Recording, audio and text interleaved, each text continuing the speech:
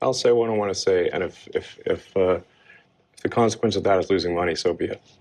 What's up, fellow free minds? Welcome back. This is a spicy one. Elon Musk talks about his tweets. He talks about George Soros. He basically says he doesn't care if people don't like what he has to say. He says money isn't really an object when it comes to free speech. In so many words, let's get into it. You do some tweets that seem to be, or at least give support to some who would call others conspiracy theories. Well, yes, but I mean, honestly, some of these conspiracy theories have turned out to be true. Which ones? Well, like the Hunter Biden laptop. That's true. Yeah. Yeah. So, That is very true. Way more than that, too. That was a pretty big deal. There was Twitter and others engaged in active suppression of information that was relevant to the public. That's a terrible thing that happened. That's election interference. But how do you make a choice? You don't see, I mean, in terms of when you're going to engage. I mean, for example, even today, Elon, you tweeted this thing about George Soros. Well, I'm looking for it because I want to make sure I quote it properly. But I mean, you know what you wrote. But you basically. It reminds me of Magneto. This is like, calm down, people. This is not like made a federal case out of it. Can we just take a second to reflect on the fact that it's so beautiful that you have a billionaire trolling another billionaire and comparing him to an X-Men evil character? Love it. You also you said he wants to erode the very fabric of civilization, and Soros hates humanity. Like, when you do something like that, do you I think that's true. That's my opinion. Okay, but why share it? Why share it? Especially, why share it when people who buy Teslas may not agree with you, advertisers on Twitter may not agree with you. Essentially, why don't you pander to everyone and be as politically correct as possible is what he's asking. And you see this all too often in corporate America. People essentially suppress how they really feel to be PC so that they don't piss off the people who are buying their products, for example. Why not just say, hey, I think this. You can tell me. We can talk about it over there. And real quick, an example of the opposite of that is actually Bud Light, right? Bud Light said what they thought people wanted to hear, extremely misinformed on that, but they made this Dylan Mulvaney campaign thinking that that's what people wanted to hear. And I would wager that most people at Bud Light, especially people in the C-suite, don't really care or subscribe to that woke ideology, but they put it out there anyway because they thought it could pander to their audience and get more consumers. Elon is the exact opposite of that. He'll say what he thinks, period. And I respect that. There, you can tell your friends, but why share it widely?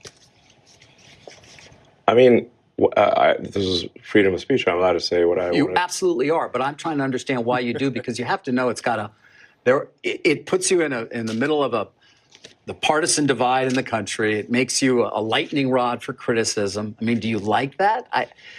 People today say, I think more chief executives should be outspoken and politically involved. These are the leaders of industry in our country. So I think it's a good thing. He's an anti-Semite. I don't think you are. No, I'm definitely.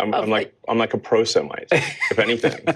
I believe that probably is the case. Yes. But so just because he criticized George Soros, who happens to be Jewish, he gets labeled an anti-Semite. Can you guys see the logical fallacy in that? So just because you have a particular identity and someone criticizes you about something, by the way, not related to that identity, does not mean that they're an anti-Semite or a racist or a bigot. We have to stop with this immediate jump to, oh, you criticized me and I'm white, you must hate white people. That is flawed thinking, and it's dangerous. And just because Elon criticized George Soros doesn't mean he's an anti-Semite. All right.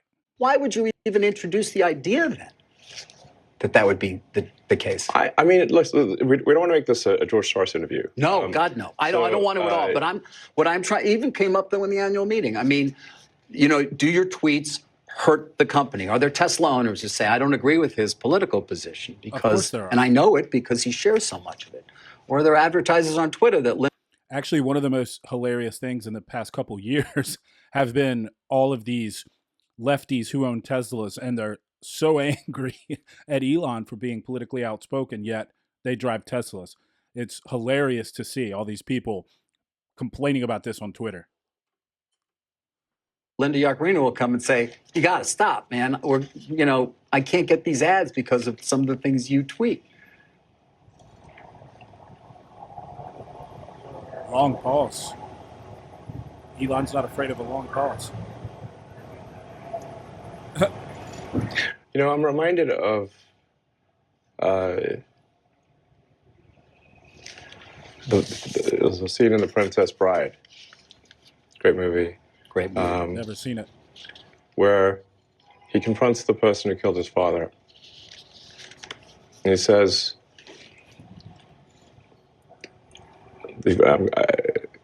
offer me money. Offer me power. I don't care. Ooh.